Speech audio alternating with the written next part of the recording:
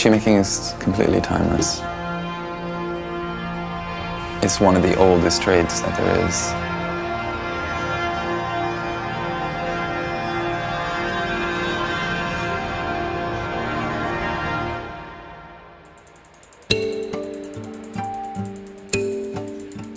When I was about 19 or something, I was in Vancouver and I had some shoes made for me.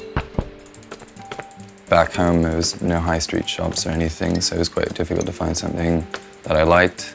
And I always liked the process of going to see people. It just popped in my head, and I was like, this is what I want to make shoes. 2 years ago, I opened the Parachute Collective. When I first started, there was no place like this in England. The space is sort of set up to allow other new designers and shoemakers and artisans to have a cheaper sort of workspace.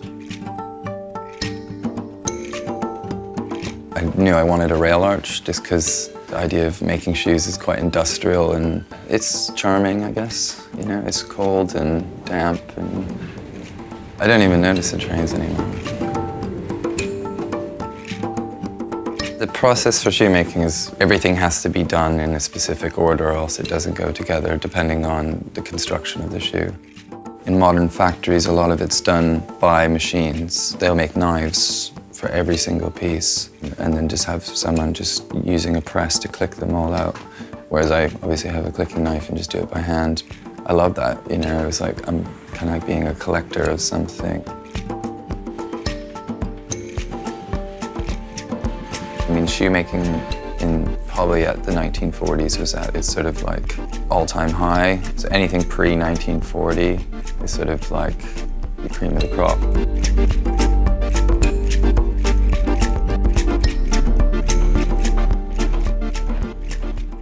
I prefer buying older machines because the tool's really tactile and kind of quite beautiful.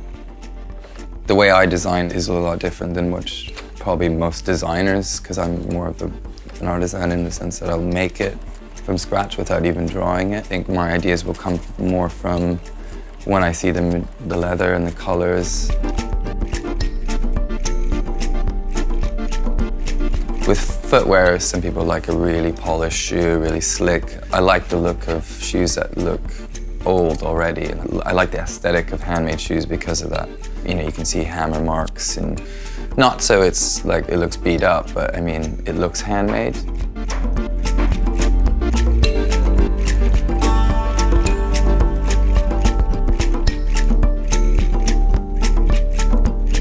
I guess having some sentimental attachment to something, you're involved in the process. To me, it's important to know where things are and how it's done.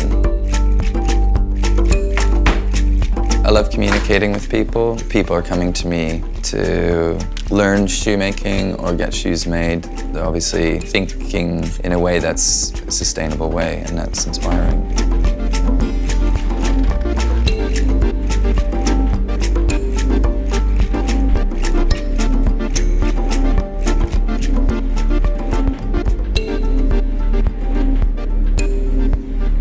What can you do? You can be a banker. But all these jobs and trades and stuff will probably vanish. And I thought shoemaking is one of the oldest trades that there is. It will stay around forever. Everyone's going to need shoes, even if every building in this planet burns down and people run for the hills, it'll still be useful.